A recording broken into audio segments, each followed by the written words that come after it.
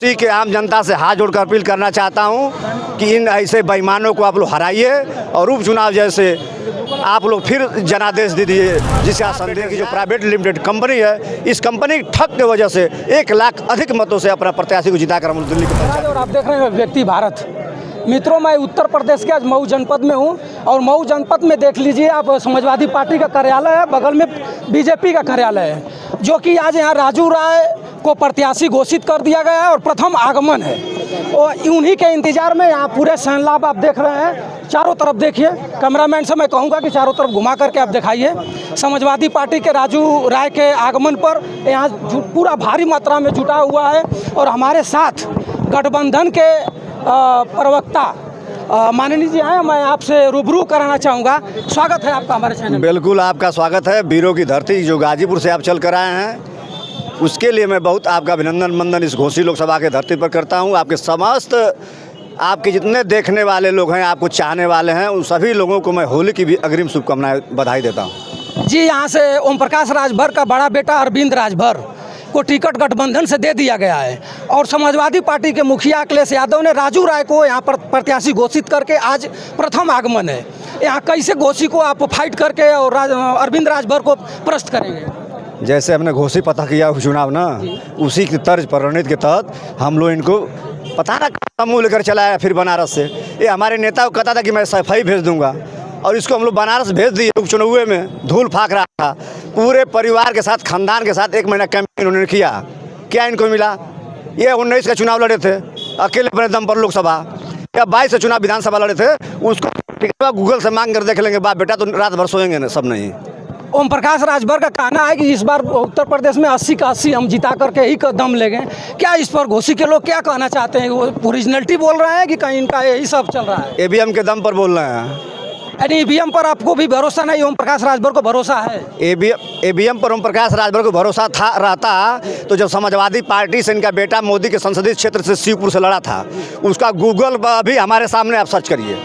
यह ईवीएम का विरोध किए थे कि 8 पेटी ईवीएम यहाँ से जा रही है। वायरल भी इन्होंने वीडियो किया था कि यहाँ से ईवीएम रात में इधर जा रही है, उधर जा रही है। ईवीएम भी इन्होंने इतना दोष मरा था, आज उसी ईवीएम में विश्वास कर रहे हैं। तो अब क्या, वो कब क्या बोलेगा, कब क्या नहीं बोलेगा?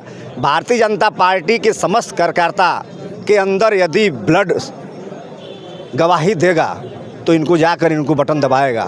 इसी मऊ के धरती पर रतनपुरा इसी लोकसभा में पड़ता है, इसी ब्लॉक में पड़ता है और वहाँ पर स्पष्ट रूप से माँ बहन की भारतीय जनता पार्टी को लोगों को जूता मारने की बात कहा और माँ बहन की स्पष्ट रूप से यह नेता गाली देने की जो बात किया। मेरे पास वीडियो तमाम है, आप चाहेंगे तो मैं आपको उपलब्ध करा दूंगा। यह मुँह फटबॉल नेता है, कब क्या बोलेगा क्या नहीं बोलेगा कोई समझ में नहीं आता। ओम प्रकाश राजभर का बड़ा बेटा अरविंद राजभर कभी कभी कुछ ऐसे बयान दे देते हैं, जैसे कि आज से कुछ दिन पीछे दिए थे बयान कि अखिलेश यादव को 2024 के बाद अंडा बेचवाऊँगा। क्या ये सब अड़बड़ बड़बड़ पढ़े लिखे हैं लोग कि बगैर? अशिक्षिता का यही अभाव है और डिजिटल युग है, पूरा लोग देख रहे हैं कौन क्या बोल रहा है। माननीय अखिलेश यादव जी विदेश में पढ़े हुए हैं और एक पूर्व मुख्यमंत्री के लड़के, और स्वयं उत्तर प्रदेश सबसे भारत का बड़ा राज्य है, यहाँ के वो मुख्यमंत्री हैं, पूर्व बहुमत की सरकार चला चुके हैं। और माननीय अखिलेश यादव जी के काम गिनती कराएंगे तो सुबह हो जाएगी। चाहे आगरा एक्सप्रेस वे रहा हो, पूर्वांचल 1900 थी, हिचकोला खाते हुए बनाया गया है, जाइए आप आगरा एक्सप्रेस वे चढ़िए। चाहे वो एकाना स्टेडियम रहा हो, एकाना स्टेडियम ऐसी कुछ उत्तर प्रदेश में जहाँ भी हाल ही में अंतर्राष्ट्रीय स्तर का मैच हुआ हो, चाहे वो मेट्रो स्टेशन रहा हो, तमाम इन्होंने, चाहे बच्चों को लैपटॉप देने की बात रही हो, चाहे बेरोजगारी भत्ता देने की बात रही हो, जितना माननीय अखिलेश यादव ने काम किया उस तरह से इन लोग के पास नहीं है। ये लोग को जब पूछिए कि 2 करोड़ नौकरी कहाँ गई मोदी जी, हर साल देने के थे, राम मंदिर बन गया। 15 लाख खाते में कब आएगा? राम मंदिर बन गया। ये पेपर कैसे लीक हो रहा है? राम मंदिर बन गया। इनसे पूछिए कि आप काला धन कब आएगा? विजय माल्या और नीरू मोदी जो आपके दामाद जीजा लगेंगे वो कब आएंगे? कहते हैं कि कश्मीर को मैंने पाकिस्तान में था, भारत में मिला दिया। राम मंदिर तो झांकी है, मथुरा काशी बाकी है। इनके प्रवक्ता इस तरह से, जब आप बड़े बड़े चैनल ऑफ डिबेट पर आप देखिए तो जब दर्शक दिग्गा से नौजवान जब इस सवाल को करता है जो ये मुद्दे लेकर झूठ बोलकर सरकार बनाए, तो ये इनके प्रवक्ता सिर्फ मंदिर मस्जिद की बात, धर्म से धर्म लड़ा के बात करते हैं। इस पूरे विश्व के अंदर, दुनिया में किसी भी देश के अंदर धर्म के नाम पर चुनाव नहीं होता है, शिक्षा पर होता है, रोजगार पर होता है। ऐसे मुद्दे होते हैं, नाली सड़क जो हमारी समस्याएं मूल है, ऐसे समस्याओं पर गद्दी छोड़ दो, यदि तुम पेपर लीक करा रहे हो, तुम्हारे पास आप जाइए ना, जो बच्चा, जो माँ अपनी छागल पायल को रखकर, गिरवी रखकर सोनार के पास, वह जो पेपर भरवाती है, परीक्षा देने के लिए फॉर्म डलवाती है, और वो पेपर जो लीक हो जा रहा है तमाम तरीक़ों से, जब तुम हमारे पास बात करोगे यार, तुम्हारे रहते तो बॉर्डर भी तब सुरक्षित हमारे पास नहीं है। हर परिवार को 5 किलो राशन दे रहे हैं, इसी पर इनका चुनाव फाइट होगा। स्लो पॉइजन है वो, संविधान को, बाबा साहब के संविधान को घोर के पीने का, ख़त्म करने का वह स्लो पॉइजन दिया जा रहा है। कहते हैं 80 करोड़ लोगों को मैं राशन दे रहा हूँ। 10 साल तुम्हारी सरकार थी, शर्म भी तुमको नहीं आती यार। विश्व उसको चीज़ को देख रहा है कि 10 साल के सरकार में यह सरकार कुछ नहीं कर पाई, कि अभी भी भारत में 80 करोड़ लोग गरीब जूझ रहे हैं गरीबों से। अपनी शर्म आनी चाहिए इन लोग को ऐसे बयान देने में। ये सरकार दे रही है 5 किलो राशन, इनका 6वां कुंतलों चढ़ जा रहा है, उसको ये नहीं बताएंगे। यह बात करते हैं कि किसान निधि दे रहे हैं, 5 किलो जो आप यूरिया घटाए हो, यूरिया का दाम बढ़ाए हो, 400 से 1200 पर गैस सिलेंडर चला गया, उसकी आप बात नहीं करते हो। इसकी जब नौजवान बात करेगा तो मंदिर की तुम बात ला दे रहे हो। तो विकास पुरुष तो कहला ही रहे हैं। इस बार उनका दावा है कि 400 से पार हो जाएगा, हमारी गठबंधन और सरकार को लेते हुए 400 से पार हम कर लेंगे। पेट्रोल जाएगा 400 से पार। कैसे आप बता रहे हैं कि पेट्रोल जाएगा? पेट्रोल से जाएगा 400 पार, ये 150 से पार नहीं जा रहा है। या तो ईवीएम के बदल तो बोल रहे हो। ईवीएम पर आपका भरोसा नहीं है? अरे उनके साथी ओम प्रकाश राजभर खुदे भरोसा नहीं था। अगला चुनाव जो सपा के साथ लड़े थे मिलकर, शिवपुर में इनको भरोसे नहीं था। तमाम तरीक़ों से इन्होंने आरोप लगाया ईवीएम पर।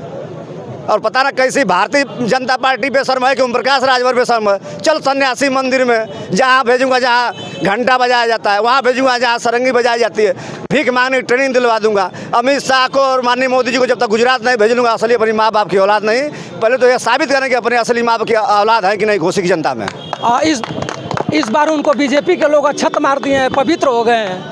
ऐसा है कि बीजेपी में जो भी चोर, बीजेपी चले ठीक है, बीजेपी कहती है कि मैं 400 पार 1 साल से मैं टीवी पे देख रहा हूँ, तो क्या ज़रूरत थी नीतीश चाचा को लेने के लिए? क्या तुमको ज़रूरत थी ओम प्रकाश चाचा, पियर का चाचा पानी पी पी कर तुमको गाली दिया, ऐसे राजनीति, गिरी हुई राजनीति किया, इसको तुम ले लिए। राज ठाकरे महाराष्ट्र में उत्तर भारतीयों को मारता है घेर घेर कर, उसके गुंडे वहाँ मारे हैं उत्तर प्रदेश भारतीयों को, भूले है क्या उत्तर प्रदेश भारतीय? और उसको तुम ले लिए। क्या तुम्हारी मजबूरी है? केजरीवाल जी है जैसे ईमानदार व्यक्ति को तुम जेल में डाल रहे हो, तुम सीबीआई लगा रहे हो, ईडी लगा रहे हो। यह लोकतंत्र की शर्मसार हत्या हो रही है। ये अब संविधान को ख़त्म करके चाइना जैसा बनाना चाहते हैं। और अगले आप वोट इस बार दे लेंगे, लेकिन आने वाले समय में इनकी जो सरकार रह गई तो कभी आप वोट भी नहीं दे पाएंगे। अब लास्ट सवाल हमारा रहेगा, घोसी चुनाव में राजू राय को किस तरह से, किस मुद्दा पर आप लोग फाइट कराएंगे?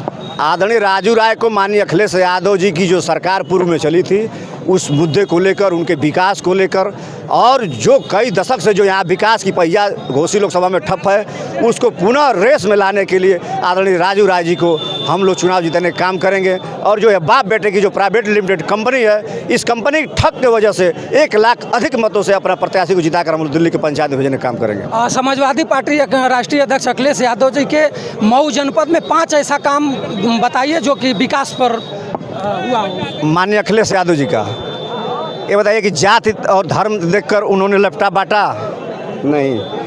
वृद्धा पेंशन, विकलांग पेंशन जाति धर्म को उन्होंने देकर दिया नहीं। जो एक आना स्टेडियम बनवाए हैं, क्या उसमें मऊ के लोग नहीं जाकर देख सकते हैं? क्या हम जाते हैं कभी पीजीआई, तो क्या हम मेट्रो से नहीं जा रहे हैं? कभी अभी हम जाते हैं एक्सप्रेसवे पे, पूर्वांचल एक्सप्रेसवे, उन्हीं की सोच थी।